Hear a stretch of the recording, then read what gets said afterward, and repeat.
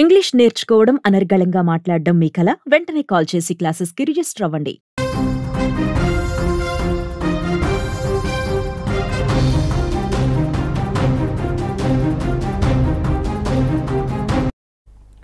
మరో big breaking news చూస్తున్నాం. ధర్మస్థలలో మళ్లీ అస్థిపంజరాలు దొరికినట్లుగా తెలుస్తోంది. 11వ స్పాట్ లోనే ఈ అవశేషాలు దొరికాయి. మొత్తం 4 మృతదేహాలు, ఎముకలు దొరికినట్టుగా కూడా ప్రచారం జరుగుతోంది. బంగ్లాగుట్టలోని తవ్వకాల్లో అస్థిపంజరాలు బయటపడ్డాయి. కుళ్లిపోయిన స్థితిలో ఉన్న ఓ మృతదేహం కనిపిస్తోంది. భోజన విరామం తీసుకోకుండా కూడా అక్కడ సిట్ అధికారులు తవ్వకాలు చేస్తూనే ఉన్నారు.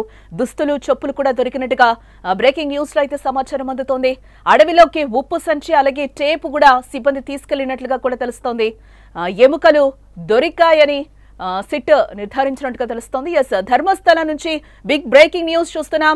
మళ్లీ శవాల ఆనవాళ్లైతే దొరికాయి. బంగ్లాగుట్టలోని 11వ స్పాట్ వద్ద తవ్వుతూ ఉండగా 4 శవాల ఎముకలు కనిపించినట్టుగా అయితే ప్రచారం జరుగుతోంది. అయితే ఓ శవం మాత్రం కుళ్లిపోయిన స్థితిలో ఉన్నట్టుగా అయితే మనకి సమాచారం. దీంతో విరామం తీసుకోకుండా అధికారులు అయితే తవ్వకాలు చేపడుతూనే ఉన్నారు. అక్కడే దుస్తులు, చెప్పులు కూడా దొరికినట్టుగా తెలుస్తోంది. అడవిలోకి ఉప్పు బస్తాలను అలాగే పెద్ద టేపులను కూడా తీసుకెళ్తూ ఉండడంతో శవాలు దొరికాయని ప్రచారానికి బలం చేకూర్చినట్లయింది. ఇక ఇదే అంశానికి సంబంధించిన మరింత సమాచారం మా న్యూస్ ఎడిటర్ తిరుమల అందిస్తారు. తిరుమల 7వ రోజు అంటే 11వ స్పాట్ కి కొంచెం పైన ఏదైతే గుట్ట ఉందో దాని మీద అయితే తవ్వకాలు ప్రారంభించారు. అక్కడ కొన్ని మృతదేహాలు, ఎముకలు కూడా లభ్యమైనట్లుగా తెలుస్తోంది. ఏంటి అనామక వ్యక్తి చెప్తున్న విషయాలకి ఇవి కొంచెం బలం చేకూర్చినట్టు అయిందని అనుకోవచ్చు అంటారా ఏంటి? అనుకోవచ్చు. దానికి ఎగ్జాక్ట్లీ అతను చెప్తున్న మాటలకి కొంత బలాన్ని చేకూర్చినట్టయింది. ఇవాళ 11వ స్పాట్ అని చెప్పాలి. 11వ స్పాట్ గతంలో ఇంతకు ముందు ఎప్పుడైతే లాస్ట్ వీక్ సోమవారం గుర్తించారో దాన్ని ప్లేస్ మారింది అంతే. 11వ స్పాట్ ప్లేస్ మారింది.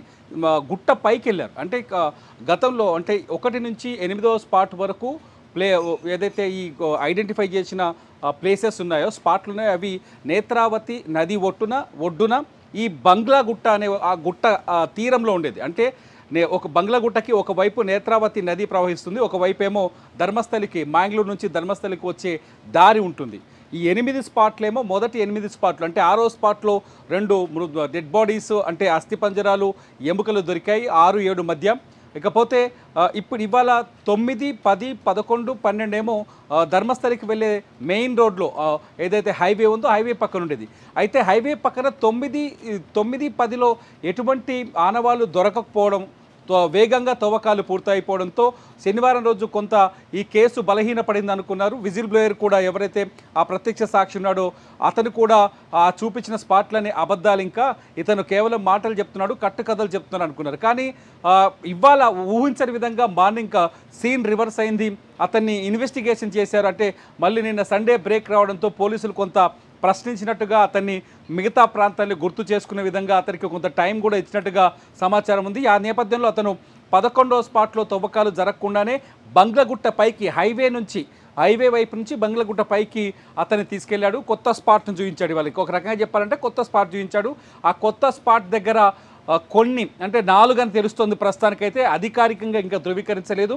4 వరకు అస్థిపంజరాలు దొరికినట్టుగా అక్కడున్న మన సుమన్ టీవీ ప్రతినిధి కొంత సమాచారం అందిస్తున్నారు. అంతేకాదు అడవిలోకి ఈ కూలీలు ఎవరైతే ఉన్నారో, ఈ తవ్వకాలకు పనిచేస్తున్న కూలీలు, వాళ్ళు ఉప్పు బస్తాలు మోసుకెళ్తున్న దృశ్యాలు కూడా మనం స్క్రీన్ మీద చూడొచ్చు. ఆ విజువల్స్ కూడా మనకు కనిపిస్తున్నాయి. సాధారణంగా ఉప్పు బస్తాలు ఎందుకు తీసుకెళ్తారనే క్వశ్చన్ తెరపైకి వచ్చినప్పుడు, సాధారణంగా ఏదైనా అస్థిపంజరం కానీ, ఎముకలు కానీ, లేకపోతే ఇతరత్ర ఏమైనా దొరికినప్పుడు వాటిని సేవ్ చేయడానికి వెంటనే వాటిని ఉప్పులో సేవ్ చేస్తారు. ఇంతకుముందు 6వ ప్లేస్లో దొరికినప్పుడు చిన్న డబ్బాల్లో ఆ ఎముకల్ని సేవ్ చేసిన విజువల్స్ మనం చూసాం, భద్రపరిచిన దృశ్యాలు మనం చూసాం. ఒక బకెట్లలో పుర్రెలు వచ్చేసి కొన్ని 2 ప్లాస్టిక్ బకెట్లలో సేవ్ చేశారు. అప్పుడు కూడా ఉప్పుని యూజ్ చేశారు. ఎందుకంటే లాంగ్ కెమెరా విజన్ అది అప్పుడు మనకు దగ్గరగా కనిపించే అవకాశం లేదు. ఇవాళ హైవే పైనుంచే లోపలికి, అడవి లోపలికి ఉప్పు బస్తాలు తీసుకెళ్ళిపోయారు. అవి కూడా 3 ఉప్పు బస్తాలు, కనీసం ఒక్కొక్కటి 20 కిలోల వెయిట్ ఉండే ఉప్పు బస్తాలు. అంటే ఇవన్నీ చూస్తుంటే స్పష్టంగా అర్థమవుతుంది ఏంటంటే భారీ ఎత్తున అక్కడ అస్థిపంజరాలు దొరికాయని అర్థమవుతుంది. ఈ అస్థిపంజరాల్ని సేవ్ చేసేందుకు ఉప్పును వినియోగిస్తున్నారు. ఉప్పులో వేయటం వల్ల డిఎన్ఏకి ఎటువంటి, అంటే డిఎన్ఏ రక్షించిన సంరక్షణగా ఉంటుంది ఉప్పు. సాల్ట్ డిఎన్ఏని సంరక్షిస్తుంది కాబట్టి ఉప్పులో వాటిని సేవ్ చేయబోతున్నారు. భారీ ఎత్తున దొరికినట్టు తెలుస్తుంది. అస్థిపంజరం అంటే ఏదో చిన్న ఎముకలు, 2 ఎముకలు, 3 ఎముకలు దొరికినట్టుగా కాదు. కొన్ని పుర్రెలు, బాడీకి సంబంధించిన అస్థిపంజరం. అంటే కొండ పైన కాబట్టి అస్థిపంజరాలు ఎక్కడ చెక్కు చెదరలేదనే ఒక చర్చ కూడా జరుగుతుంది. గతంలో నదిలో ఎందుకు దొరకలేదనే ప్రశ్న వచ్చినప్పుడు, నదీ పరివాహక ప్రాంతంలో వరదలు వచ్చినప్పుడు అక్కడి నుంచి డెడ్ బాడీస్ కొట్టుకుపోయే అవకాశం ఉంది. ఇంకోటి తడి ప్రాంతంలో ఎక్కువ వేగంగా ఎముకలు మెల్ట్ అయ్యే ఛాన్సెస్ ఉన్నాయి. ఇటువంటి కొన్ని సైంటిఫిక్ రీజన్స్ కనిపించాయి. ఇక్కడ కొండ పైన కాబట్టి అస్థిపంజరాలు చెక్కు పీఠభూముల్లో, అంటే సాధారణంగా ఎముకలు ఎక్కడంటే ఖనిజాలు ఉన్న చోట, సున్నపురాయి ఉన్న చోట, ఇనుము ఉన్న చోట, భూమిలో ఈ గనులున్న చోట ఆమ్లాలు విడుదలై రసాయన కెమికల్ రియాక్షన్స్ జరిగి ఎముకలు వేగంగా 10 నుంచి 16 సంవత్సరాల లోపే మెల్ట్ అయిపోతాయని మనకు నిపుణులు కూడా మనకి ఇచ్చిన ఇంటర్వ్యూలో చెప్పారు. సో అటువంటిది జరిగి ఉండొచ్చు అని చెప్పేసి అక్కడ సిఐడి కూడా భావిస్తుంది, సిట్ కూడా భావిస్తుంది. సిట్ ఎవరో కాదు, మన ఉమ్మడి ఆంధ్రప్రదేశ్కి డీజీపీగా పనిచేసిన ఏకే మహంతి కొడుకు ఈ ప్రణబ్ మహంతి, పెద్ద కొడుకు ఆయన ఐపీఎస్గా అక్కడ ఏడీజీపీగా ఉన్నారు. ఆయన ఈ కేసును లీడ్ చేస్తున్నారు. దగ్గరుండి తవ్వకాలని పరిశీలిస్తున్నారు. ఇవాళ 11వ స్పాట్లో 11వ స్పాట్ మారిన 11వ స్పాట్లో అస్థిపంజరాలు దొరకడంతో ఖచ్చితంగా ఇక్కడ ఏదో మిస్టరీ ఉందనే నిర్ణయానికైతే వచ్చినట్టు కనిపిస్తుంది. ఎందుకంటే పొద్దున కథ వేరు. మార్నింగ్ మనం చూసినప్పుడు అతను అబద్ధాలు చెప్తున్నాడు, కట్టుకథలు చెప్తున్నాడు అనే చర్చ జరిగింది. కానీ కట్ చేస్తే సినిమా రివర్స్ అయింది. ఇప్పుడు మళ్ళీ అస్థిపంజరాలు దొరకడంతో అతను చెప్పిన మాటలు నిజమని, రుజువులని అనే చర్చ అయితే మొదలైంది. జానకి, ఇంకొకటి అంటే మెల్లగా ధర్మస్థల మిస్టరీ వీడుతుందని చెప్పుకోవచ్చు అంటారా? అంటే 11th ప్లేస్ వరకు మొన్న ఒక్క 6th ప్లేస్ మినహా మనం చూసుకుంటే ఎక్కడ కూడా ఎటువంటి అవశేషాలు దొరకని పరిస్థితి కనిపిస్తుంది. ఈరోజు మీరు చెప్పినట్టు కూడా అదే అనుమానం, తను చెప్పేది కూడా నిజమా కాదా, విజిల్ బ్లేయర్ చెప్పేది అని కూడా ఒక అనుమానాలు అయితే రేకెత్తాయి. ఇదే నేపథ్యంలో ఆయన మళ్ళీ కూడా ఒక 18 ప్లేసెస్, మళ్ళీ 1 to 18 ప్లేసెస్ కూడా ఉన్నాయి, నేను అవి కూడా చూపిస్తానని కూడా మళ్ళీ తను తెర మీదకి తీసుకొచ్చిన విషయం కూడా మనకి తెలిసిందే. కాబట్టి ఇప్పుడు మనకి 11వ ప్లేస్ ఏదైతే అనుకుంటున్నాం దానికి కొంచెం పైన ఈ రోజు తవ్వకాలు జరిపే నేపథ్యంలో అక్కడ అస్థిపంజరాలు దొరికాయి, అవశేషాలు దొరికాయని చెప్తున్న నేపథ్యంలో మరి ఈ ప్లేసెస్ కూడా కొంచెం ప్రాధాన్యం సంతరించుకుందని చెప్పుకోవచ్చు అంటారా? ఎగ్జాక్ట్లీ, ఖచ్చితంగా ప్రాధాన్యత సంతరించుకుంటుంది. ఎందుకంటే 6వ స్పాట్లో దొరికాయి, కొన్ని స్పాట్లు మిస్ అయ్యాయి, లేకపోతే తనని సరిగా గుర్తించలేదు అనే విషయాన్ని కూడా ఇవాళ ఆయన ఒప్పుకున్నట్టయింది. ఎందుకంటే 11వ స్పాట్ మార్చినప్పుడే నేను సరిగా గుర్తించలేకపోయాను, నాకు ఆ ప్రాంతాలు గుర్తుకులేవన్నాడు. ఎందుకంటే 2014లో ఆయన ధర్మస్థలం నుంచి వెళ్ళిపోయాడు. 2025లో అంటే 11 సంవత్సరాల తర్వాత అక్కడికి వచ్చాడు. ఆయన తిరిగి వచ్చేసరికి ఇక్కడ పరిసరాలు, వాతావరణ పరిస్థితులు పూర్తిగా మారిపోయి ఉండొచ్చు. అతను గుర్తుపెట్టుకున్న ప్లేసులు లేకపోయి ఉండొచ్చు. ఆ ప్లేసుల్లో ఇతర ఏదైనా చేంజెస్ వచ్చి ఉండొచ్చు. ఎందుకంటే ఇక్కడ హైవే ఎక్స్పాన్షన్ లాంటివి జరిగి ఉండొచ్చు. రకరకాల కారణాలు కావచ్చు. అంతేకాదు నేత్రావతి నది సమీపంలో మనం అనుకున్నట్టుగానే వరదల్లో కొన్ని మృతదేహాలు కొట్టుకుపోవచ్చు. ఛాన్సెస్ అన్నింటినీ సిట్ తీసుకుంటుంది, ప్రతి ఛాన్స్ని తీసుకుంటుంది. కాబట్టి ఇవాళ 11లో మళ్ళీ ఈ 4 అస్థిపంజరాలు, 4 వరకు అస్థిపంజరాలు దొరికాయి. కాబట్టి ఖచ్చితంగా నెక్స్ట్ ఎడిషన్లో అంటే ఆయన సిట్కి ఏం చెప్పాడనేది ఇంపార్టెంట్ థింగ్. అదే ఎవరికి బయటికి రివీల్ అయితే చేయట్లేదు అలా లాయర్లు కానీ. ఎందుకంటే మొదటి విడత నేను 13 చూపిస్తా అన్నాడు. ఇవాళ మళ్ళీ 15 అనే చర్చ కూడా స్టార్ట్ అయింది. ఏదైతే కన్యాడి ఏరియాని ఇప్పటివరకు పెండింగ్లో పెట్టారు, కన్వాడి ఏరియాలో 2 డెడ్ బాడీస్ని పాతి పెట్టానని చెప్పినట్టు ఆయన చెప్పాడు. అందులో ఒక స్కూల్కి వెళ్ళే అమ్మాయి, ఆమె అండర్ గార్మెంట్స్ కూడా లేవు, పాతి పెట్టే సమయంలో బ్యాగ్తో సహా పూడ్చిపెట్టాను, ఒక పెట్రోల్ బంక్ పక్కన కన్వాడి ఏరియాలో పెట్రోల్ బంక్ పక్కన పూడ్చిపెట్టానని చెప్పాడు. అది దాన్ని బట్టి అక్కడ ఇంకా తవ్వకాలు జరగలేదు, అది జరపాల్సిన అవసరం ఉంది. ఏదైతే 11వ స్పాట్ ఉందో ఆ స్పాట్ నుంచి కన్వాడి ఏరియా 6 కిలోమీటర్ల దూరంలో ఉంటుంది. లాస్ట్ సాటర్డే రోజు అక్కడికి తీసుకెళ్లాలనుకొని మళ్ళీ వెనక్కి తీసుకొచ్చినట్టు తెలుస్తుంది. ఇవాళ వచ్చేసి లాస్ట్ సాటర్డే రోజు లంచ్ బ్రేక్ తీసుకున్నారు, కానీ ఇవాళ లంచ్ బ్రేక్ కూడా తీసుకోలేదు. లంచ్ సమయంలో కూడా తవ్వకాలు కొనసాగుతూనే ఉన్నాయి. ఆ కొండ ప్రాంతాల్లో పలుగు పారలతో తవ్వకాలు జరుగుతున్నాయి. అస్థిపంజరాలు దొరికాయనే మెసేజ్ ఇప్పుడు బయటికి రావడంతో ఒక్కసారిగా అక్కడ సిచ్యువేషన్ మారిపోయింది. ఇప్పుడు 13వ ప్లేసు అంటే 12వ ప్లేస్ కూడా మారే అవకాశం ఉంది ఇక్కడ. ఎందుకంటే 12 కూడా 11 పక్కనే ఉంది ఆయన చెప్పినప్పుడు. సో 12వ ప్లేస్ కూడా మారే అవకాశం కనిపిస్తుంది. కొత్తగా చూపించబోయే 17 ప్లేసెస్, మళ్ళీ కొత్త ప్లేసులో 17 చూపిస్తానని చెప్పాడు. కాబట్టి అక్కడ గ్యారంటీగా అస్థిపంజరాలు దొరుకుతాయనే నమ్మకం కలుగుతోంది. నిన్న 1 గంట క్రితం వరకు అతను చెప్పేది వాస్తవమా, అబద్ధమా, నిజమా అనేది ఎవరికి తెలియదు. ఎందుకంటే అనుకున్నట్టుగా అతను చూపించిన ఏ ప్లేస్లో కూడా అస్థిపంజరాలు కానీ అవశేషాలు కానీ దొరకపోయేసరికి ఖచ్చితంగా ఇతను అబద్ధాలు చెప్తున్నాడని ఒక నిర్ణయానికి వచ్చారు గంట క్రితం. సడన్గా ఇప్పుడు మొత్తం మారిపోయింది. ఎందుకంటే ధర్మస్థలంలో 2 రకాల చర్చలు ఉన్నాయి. ఒకటేమో హత్యలు జరిగాయి, అత్యాచారాలు జరిగాయి, అమ్మాయిలు బాలికలు ఎవరిని వదిలిపెట్టలేదు, రాక్షసుల కంటే దారుణంగా ఇక్కడ ఒక గ్యాంగ్ ఉంది, ఆ గ్యాంగ్ వాళ్ళపైన అఘాయిత్యం చేసింది, చంపింది, డెడ్ బాడీస్ని ఇతనికి ఇచ్చింది నిజమే, ఇతని పాతిపెట్టింది నిజమని వాదించే ఒక వర్గం ఉంది. ఎట్ ది సేమ్ టైం ఈ హత్యలు అనేది అవాస్తవం, ఇక్కడ అత్యాచారాలు జరగవు, ఇది ఒక పవిత్రమైన పుణ్యక్షేత్రం, ఈ పుణ్యక్షేత్రానికి చెడ్డ పేరు తేవడానికి కొందరు ఈ ప్రయత్నం చేస్తారు. ఇంకొక వాదన ఉంది. ఈ 2 వాదనల మధ్య అక్కడ జరుగుతున్న ఇన్వెస్టిగేషన్ తీవ్రమైన ఒత్తిడికి లోనవుతుందని చెప్పాలి. ఎందుకంటే ఇటు వర్గం వాళ్ళు వస్తున్నారు ఇన్వెస్టిగేషన్ జరుగుతున్న ప్రాంతానికి, సిట్ తవ్వకాలు జరుగుతున్న ప్రాంతానికి, అటు వర్గం వాళ్ళు వస్తున్నారు. వాళ్ళేమో వీళ్ళు అంటున్నారు ఎక్కడ దొరికాయి డెడ్ బాడీలను, అక్కడికక్కడే ప్రశ్నిస్తున్నారు. వీళ్ళేమో దొరుకుతాయి తవ్వండి చూడండి అని చెప్పేసి వీళ్ళు ప్రశ్నిస్తారు. దీంతో అక్కడ కొంత ఉద్రిక్త వాతావరణం కూడా కనిపిస్తోంది. అక్కడ ప్రజల్లో కూడా ఆగ్రహం కూడా ఒక ఎంత పానిక్ అవుతున్న సిచ్యువేషన్ మనకు కనిపిస్తుంది కదా. అంటే ఆటోమేటిక్గా పానిక్ అవుతారు. ఎందుకంటే ఒకవేళ ఇక్కడ అస్థిపంజరాలు దొరకడం మొదలైంది అనుకోవడానికి ఖచ్చితంగా ఇది అందరినీ ఆందోళన కలిగించే విషయం.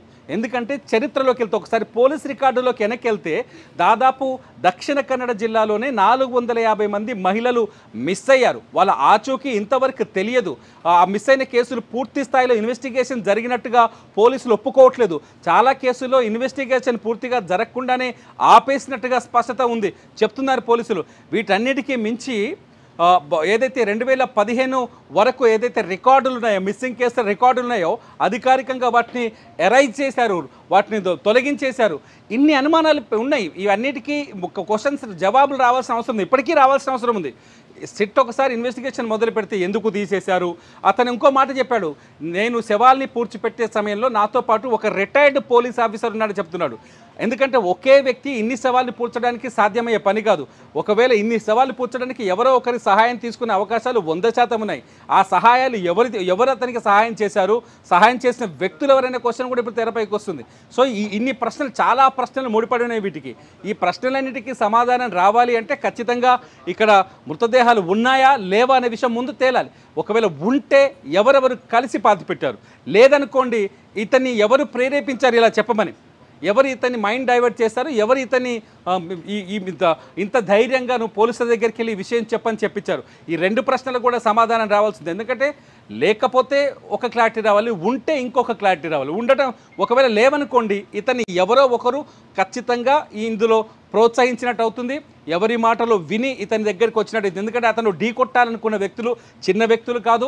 గడిచిన 5, 6, 7, 8 దశాబ్దాలుగా ఆ ప్రాంతంలో అత్యంత శక్తిమంతులు, బలవంతులు, అంతేకాదు చాలా పేరు కలిగిన వాళ్ళు, దేశవ్యాప్తంగా వాళ్ళకు గుర్తింపు ఉంది. అంతేకాదు ఆ దేవాలయానికి కూడా ప్రపంచవ్యాప్తంగా హిందువులు ప్రతి ఒక్కరూ ఆ దేవాలయాన్ని గుర్తిస్తారు, అక్కడికి వచ్చి ఒక్కసారైనా జన్మలో దర్శనం చేసుకోవాలనుకుంటారు. అంత శక్తివంతులతో వైరం పెట్టుకోవాల్సిన అవసరం ఒక మామూలు మాజీ పారిశుద్ధ్య కార్మికుడికి ఉండదు. వాళ్ళతో వైరం పెట్టుకోవడం వల్ల ఇతనికి వచ్చే లాభం ఏమీ ఉండదు.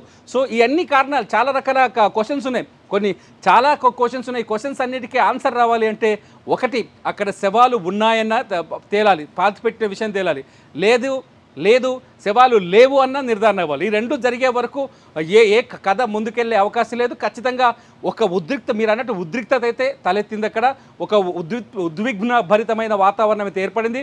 అక్కడ 2 వర్గాల మధ్య కొంత ఆందోళన, 2 వర్గాల మధ్య కొంత వైషమ్యాలు, 2 వర్గాల మధ్య విభేదాలు చాలా స్పష్టంగా కనిపిస్తుంది. కూడా పదే చెప్తూ ఉన్నాం. అంటే అనన్య భట్ మదర్ కూడా ఆ మస్తికలైనా చూసుకోవాలి ఆఖరికి అని చెప్పి కూడా ఒక వర్షన్ మనం ఫస్ట్ నుంచి కూడా ధర్మస్థల ఇష్యూ అప్పటి నుంచి కూడా మనం చెప్తూనే ఉన్నాం. ఆ విధంగా కూడా ఆ తల్లి ఇంకా కూడా పానిక్ అవుతుంది. ఆఖరికి నేను ఆ అస్థికలన్నా చూడాలి, నేను సాంప్రదాయంగా ఆమెకి అవన్నీ చెయ్యాలి అని కూడా ఆమె ఎంతో ఎదురు చూస్తున్న సిచ్యువేషన్స్ కూడా మనకు కనిపిస్తున్నాయి. అంటే విజిల్ చెప్తున్న మాటలు కూడా అదే, నేను పాతిపెట్టిన శవాలని అక్రమంగా అడ్డగోలుగా పాతిపెట్టాను, ఆ డెడ్ బాడీస్ అన్నింటిపైన అఘాయిత్యం అంటే లైంగిక దాడి జరిగినట్టుగా ఆనవాళ్ళు కనిపించాయి, వాళ్ళని చాలా దారుణంగా చిత్రహింసలకు గురి చేసి దాడి చేసి చంపిన తర్వాత తన దగ్గర శవాలు పంపించారు. కొన్ని శవాల పైన వాళ్ళ ముఖాలపైన యాసిడ్ పోసి తగలబెట్టారు. కొన్ని శవాల్ని తగలబెట్టమని చెప్పారు. కొన్ని శవాల్ని పాతిపెట్టమని చెప్పారు. అలా నేను చేయను అంటే వాళ్ళని నరికినట్టుగానే నిన్ను నరికి చంపేస్తామని నన్ను బెదిరించారు అని ఇన్ని కారణాలు చెప్పారు. ఈ విజిల్ బ్లోయర్ చెప్పిన ఈ మాటలకి అనన్య తల్లి చెప్తున్న మాటలకి మ్యాచ్ అవుతుంది చాలా స్పష్టంగా. అనన్య తల్లి ఏం చెప్తుంది, అంతేకాదు ఇతను ఇంకో మాట చెప్పాడు, వాళ్ళని అన్యాయంగా ఏకపక్షంగా ఖననం చేశాను కాబట్టి ఇప్పటికైనా నాకు పాపభీతి నన్ను వెంటాడుతోంది. ఇప్పటికైనా నేను ఆ ఎముకలన్నింటినీ వెలికి తీయగలిగితే, వాళ్ళ కుటుంబాలకి ఆ మృతదేహాలను అప్పచెప్తే, వాళ్ళకి సంప్రదాయబద్ధంగా అంత్యక్రియలు జరిగితే నాకు ఎటువంటి భయం ఉండదు, బాధ ఉండదు, ఆ పాపభీతి నన్ను వెంటాడదు, నా మనసు కొంతైనా ప్రశాంతత ఉంటుంది అనే విషయాన్ని అందుకోసమే నేను బయటకు వచ్చాను చెప్తున్నాడు. ఇటు అనన్య తల్లిదండ్రులు కావచ్చు, మిస్ అయిన మిగతా వాళ్ళ కుటుంబాలు కావచ్చు, వాళ్ళు ఏం చెప్తున్నారు చాలా స్పష్టంగా. అనన్య తల్లి ఏం చెప్తుంది, మేము బ్రాహ్మణులం, నా కూతురు చచ్చిపోయింది, చంపేశారు, మిస్ అయింది, నాకు ఆ విషయం చాలా స్పష్టంగా తెలుసు.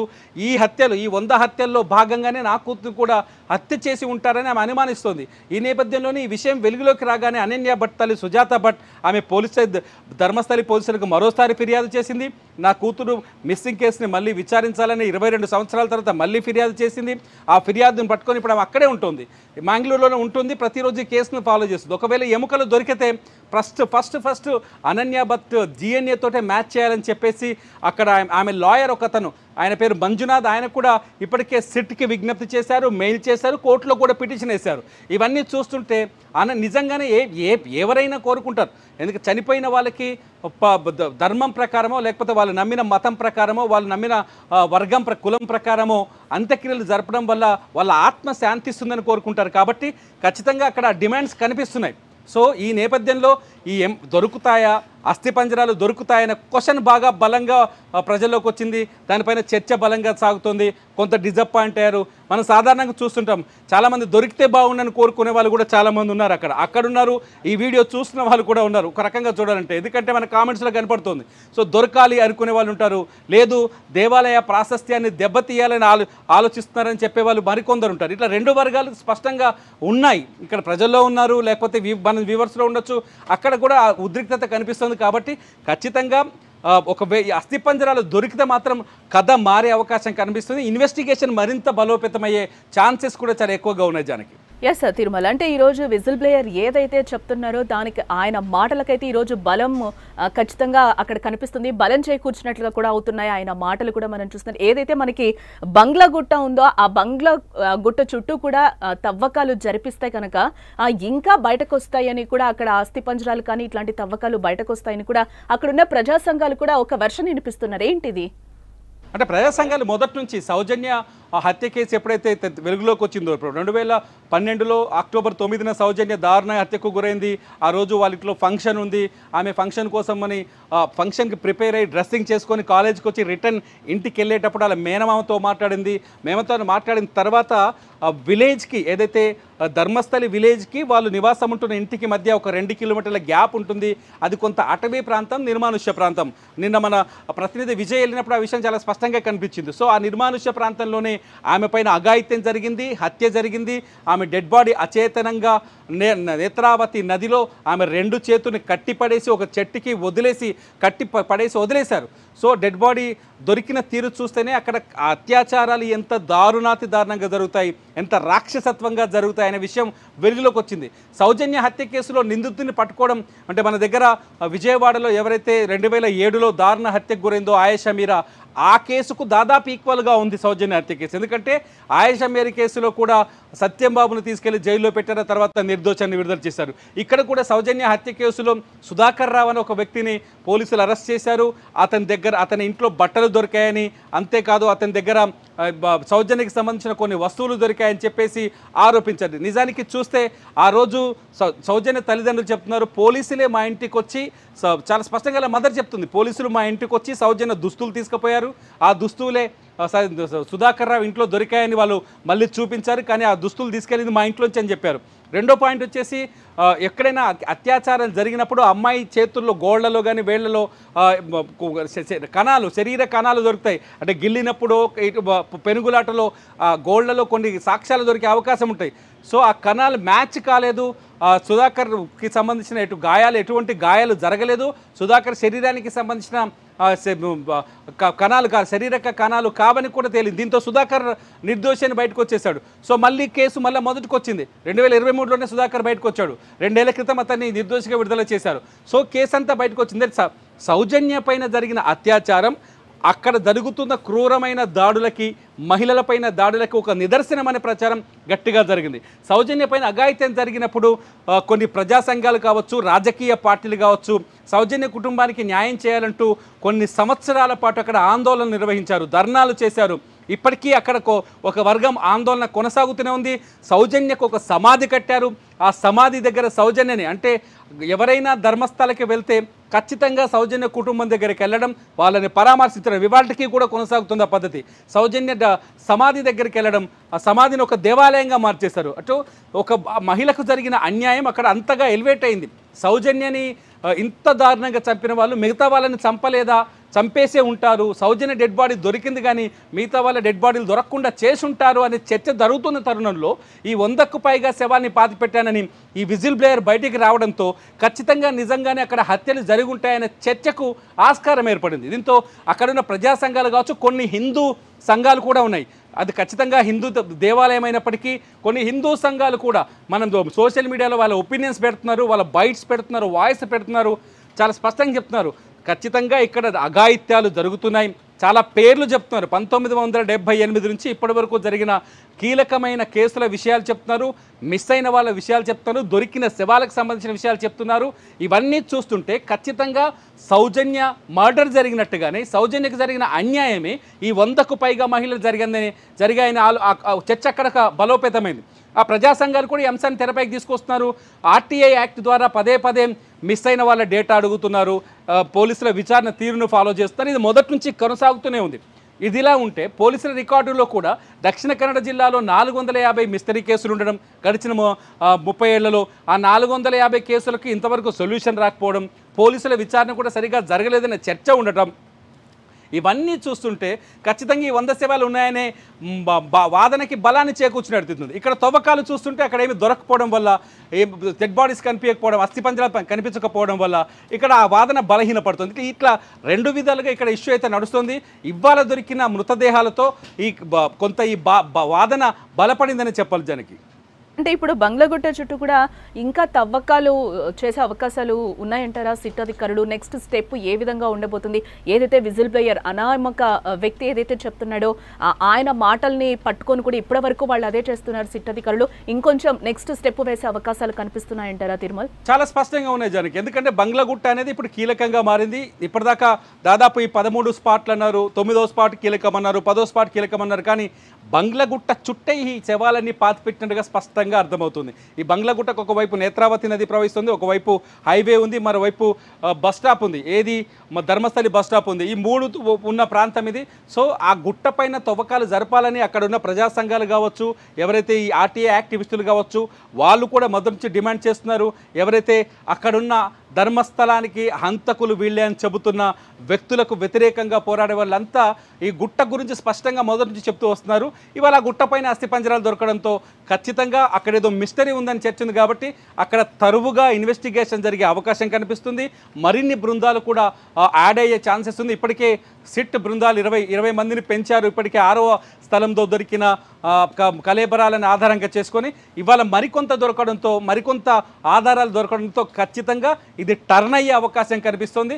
అక్కడ ఇన్వెస్టిగేషన్ మరింత పెరిగే ఛాన్సెస్ చాలా స్పష్టంగా కనిపిస్తున్నాయి జానకి. రైట్ తిరుమల, చూద్దాం.